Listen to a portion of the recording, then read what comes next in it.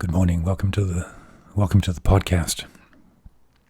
Let's see what we're going to talk about today. I think we're going to talk about the relationship between thought and no thought in meditation. So I often find myself thinking about the topics for this podcast while I'm meditating. Things become clear. Things codify. I might realize what I want to talk about later in the morning while I'm meditating. There's a clarity of thought that comes with the meditation. That feels very good. It feels very healthy. It feels very complete, very creative. But the objective for the meditation practice is precisely the opposite. It is not to become attached to the thoughts. It is to observe the thoughts and observe the behavior of the thought, observe the attributes of the thought. Right? There's a practice where the letting it be is the objective. That the noise of the ordinary mind is an obscuration of the true nature of mind, or the truer nature of mind. So when I become absorbed with a thought and follow that thought, I have wobbled from the objective of the meditation. And that's true also whether the objective of the meditation is to let it be and to observe, whether it is to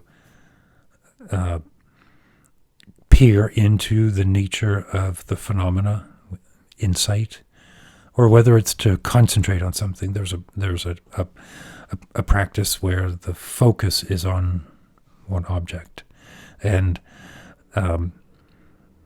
all thought, all feeling should be centered around that object, and then any other thoughts are distractions from that concentration. So whether the objective is concentration or whether the objective is this letting go, the thought is a distraction. And if my mind follows the thought, I've wobbled. I've left the vow of the meditation.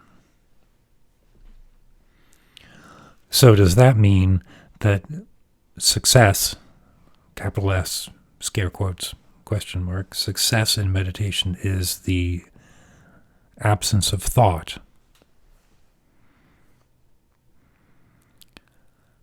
And I would say no.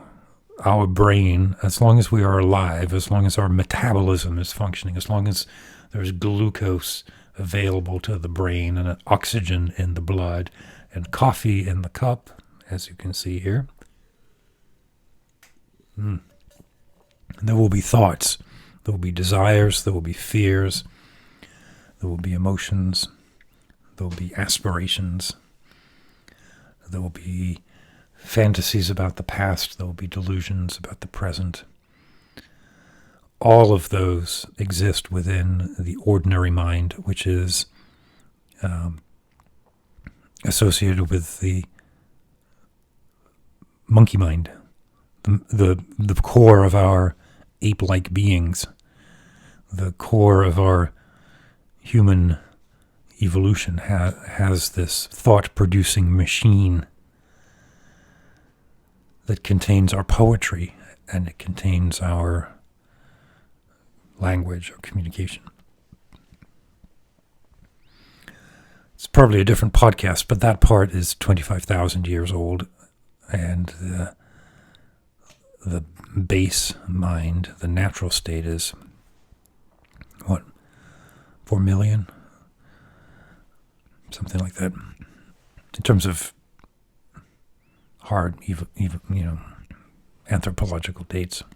That's a different topic. I'll write that one down and come back to that. It's an interesting idea that the development of language is such a recent phenomena in consciousness. So if the goal of the meditation practice is not to erase thought, but to observe the thought, to observe the space between the thoughts, that space will increase. Right? A settled mind produces fewer thoughts, but an alive mind produces thoughts. So I came up with an image, with a metaphor. So yes, my mind wandered during my meditation session because I really like this metaphor, and I hope it helps. If nothing else, I hope it helps clarify what I'm trying to say. Whether it helps beyond that, we'll see. We will see. So think about it this way. I'm sitting in a room, but I'm reading a book, and the book is 100% absorbing. It's the most fascinating book in the world. It's a big, dense book. I'm reading it. All I am aware of is the content of that book. I turn pages. I'm overwhelmed with new ideas, new stories, new characters from the book. Now, I am reading a book that influences my experience positively, let's say, but it could be a book that influences my experience negatively. It could be a poorly written book. It could be a well-written book about terrible subjects. It could be a terribly written book about noble subjects. All of that dynamic is part of my engagement with reading the book. I'm reading it hours on end, totally absorbed. And then I, for a fraction of a second, look away from the page and I realize I'm in a room, and the room is filled with other experience and phenomena.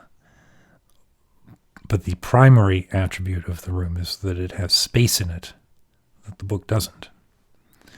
My book is no less big, compelling, full, filled with ideas. It is no less the center of my concentration and attention, but I am now aware of it within the space of a room. I'm aware of the chair that I'm sitting in. I have the book and the room. And there are other things in the room to look at. There are things on the wall. There are other books on the shelves that I'd forgotten about because I was so absorbed with the book I was reading. But there's also this primary attribute of space in the room. And my book is now part of a larger space. I may still be entirely focused on the content of the book, but I am also aware that there is something that is not the book. There's a room with space in it. I managed to achieve a certain sense of equilibrium. I cannot let go of the book because I am absorbed by the narrative. I'm learning from it. I'm horrified by it. Whatever the experience is. But then the room has curtains and a door. And the curtains open and the door opens. And I realize that not only is my book in a room that has content and space, the room is part of a building which is in a field. And that I can see through the door this attribute of space, this element of space extends out of the room or in from the field, or is part of the same, that the walls of the room are like the folds of the book, absorbing, defining, interesting and beautiful, but placed over this larger space, that the room has an attribute of space, and through the door I can see that that attribute of space continues into this thing called a field, which is flowers and grass. So there's a point in this metaphor that represents kind of the first realization in kind of the broader meditation, where I blow out the walls. And so now the room, the book still exists. I haven't let go of the book yet. But I've worked a different relationship with the walls and the field. And so now I have this concept of sky, because I can see not just through the door, but I can see above. Right? The book, my ordinary mind, has not changed. It isn't smaller. It hasn't been erased. The only way I'll let go of that book is from my cold, dead hands. Right? When I'm dead, I'll drop the book. Maybe. But it's in a totally different context. Now I have sky. And I look at the sky, and I realize that although the sky is blue, the sky is also part of a solar system, a galaxy. The sky is not blue. The sky is a different color, and there are other fields, other planets within this larger space. I might occasionally set my book down next to me and look up at the sky. But the book hasn't gone anywhere. Right? Ordinary mind was there, but now in such a totally radically different context that the action of ordinary mind is no longer the primary fascination. The book is still there. I'm always going to turn to it. I'm always going to read it. I need it. There's information in that book that is useful. But you see how it sort of positions it in a different context. Nothing has changed. Nothing other than the sort of the removal of the walls of the room, which is sort of a bizarre moment. Because they haven't really, it's not like they're blown away. They just no longer matter. Other than the change in the characteristic of the walls, nothing has changed. It's not like there was no space and now there's a ton of space. It's not like the book has gotten smaller. It's not like I've gone in and taken pages out of the book or erased words or anything like that.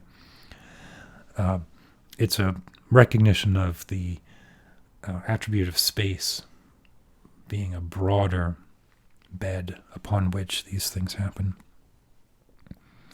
I wonder if the walls of the room in this metaphor suggests a weakness with the metaphor, or a weakness with my ability to explain it, or whether this is actually a good indication of the points I need to clarify in my own practice. So, I think that's good for today, for today's meditation notes. If you have questions, drop me a line, zenglob@gmail.com, or put a comment somewhere either in the iTunes app or on YouTube. And certainly, if you've listened this far, you should be subscribed. And if you're not subscribed, you can do that easily on YouTube. So keep your wits about you.